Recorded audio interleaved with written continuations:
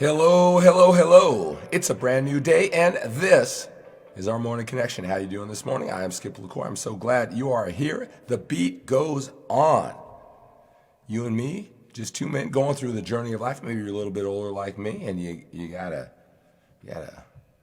live with that sense of urgency. Did you wake up with your game face on? What are you gonna get done today? Did you go to bed thinking about that one thing that was gonna push you ahead? Daily disciplines, daily habits, daily rituals.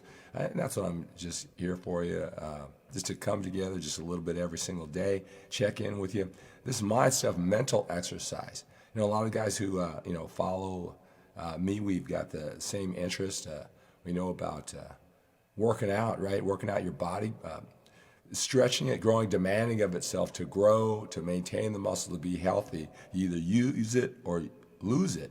Right? If you take a lot of days off and then you expect to be in a groove, and when you need that strength in the gym, if you didn't work on it, right, you can't expect to be at your full strength, right? You gotta, even when you feel like it, when you don't feel like it, you do a little bit of exercise, a little bit of work, right, or a lot, right? So you're strong when you need it, right? And that's what I want to talk about in today's morning connection, our little quick check-in about this mental and emotional strength, right? To ask for more in life, all right, to have that imagination. I talk so much about that imagination, and then to get to work and actually do it and withstand all the setbacks, all the change in plans, mental, emotional flexibility, resourcefulness, grit, all right, that path from where you are now to where you want to be with all the roadblocks, challenges, self-doubt, everything that comes with it. You got to be strong to handle it, right? And that's just what you can expect. What about all the unexpected things that life dishes out? You can't wait and see how you'll respond during those challenging situations. They're out there, right? You got to do a little bit of work every single day, and that's what this morning connection is all about, and that's what I want to talk about. But before I do that, I want to say hello, and I just want to tell you thank you so much for reaching out. You saw some of the pictures. Yesterday was a very tough day for the LaCour family. My dog of just about 11 years, he's going to celebrate his 11th birthday yesterday, Alpha. I don't know what it's like to live life without Alpha for the last 11 years. It was tough getting up this morning, actually, because I kind of knew when I was about to get up that it's going to be the first day in 11 years where I kind of woke up and he wasn't going to be out there. I could hear him breathing, especially, the last, couple months when he was sick. I woke up in the morning anticipating that breathing because he was breathing kind of hard. And a lot of people want us to know, well, what happened? He was almost 11 years old. He developed a tumor in his nose, and then it just started growing over to the other nose, and had a lot of trouble breathing. But take him to the vet. Still had some life in him, and he responded. It just got tougher and tougher to breathe, and I think the tumor went down into his throat, and then he started. And then it was getting really tough for him. So we had to do the best thing for him, tough thing.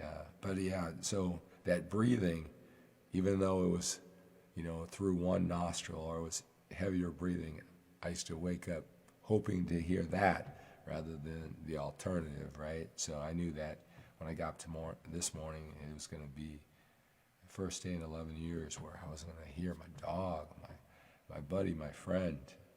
So let's see, talk about something a little bit more positive. But that's kind of in line of what I want to talk about today.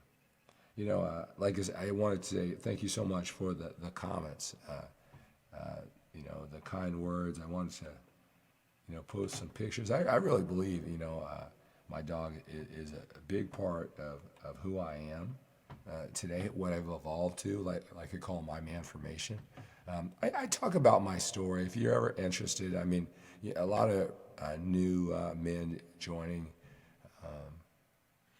into my circles, and when I was in that bodybuilding mode, I kind of understood why we as really dedicated fitness people,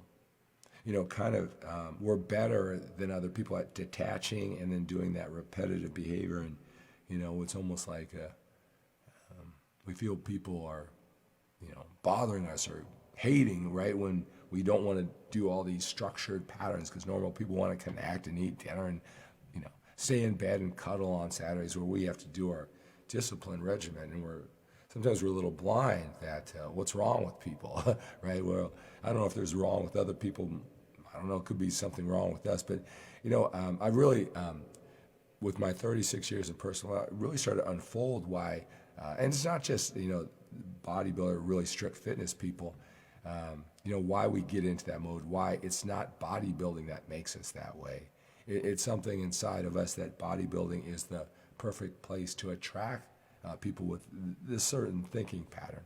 And I started really breaking it down. There was a part of me, because it was so helpful to me after I retired from bodybuilding. I was 41 years old, so I wasn't like a young kid, and I wanted to move on. And you just assume you're going to have all the great things, like what you really wanted, without so much time put into bodybuilding training and competing and traveling. You thought, oh well, all the great things like marriage, family, success, business, it's just going to come.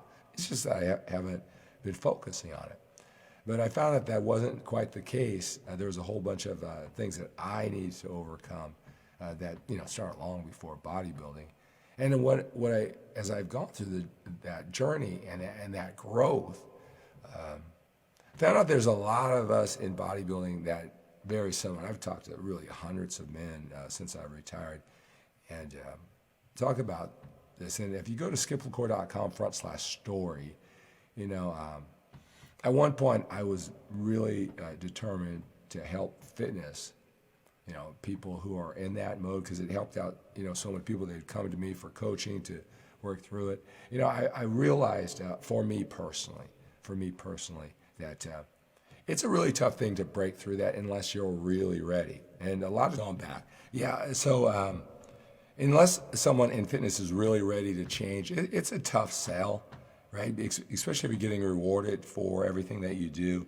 And it's really when you're just sick and tired. So what I decided that wasn't the best thing for me to do with that life. I was beyond it.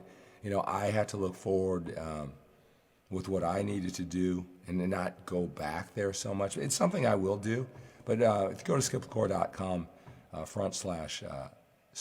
/store book, skiplecore.com /book, you can learn more about that. And again, something I will revisit.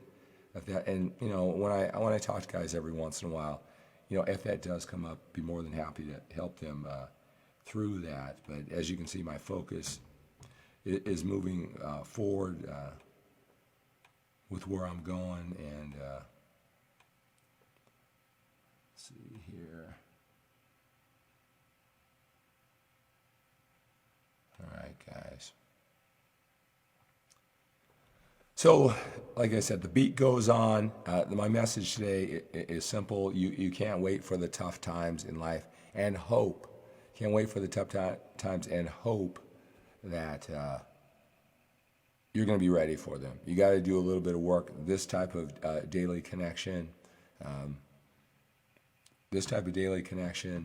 is always pushing yourself, just like working out in the gym. You got to get your mind right even when you don't need it, so when you do need it, you're strong.